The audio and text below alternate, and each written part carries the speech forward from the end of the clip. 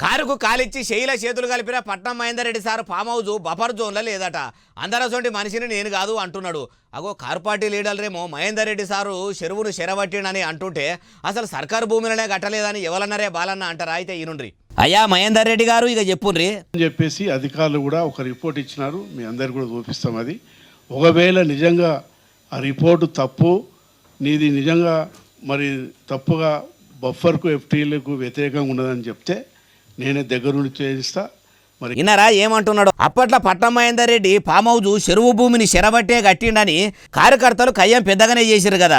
హైడ్రా ఆఫీసర్లు పాతయి కొత్తయి కాయిదాలు మర్రేసి తిర్రేసి మొత్తానికి అది బఫర్ జోన్లో కట్టలేదు, ఉత్తగా మహేందర్ రెడ్డి సార్ను బదనాం చేస్తుర్రు. పత్తిత్తు పరమనీతి మంతుడు అని సర్టిఫికెట్ ఇచ్చిర్రట.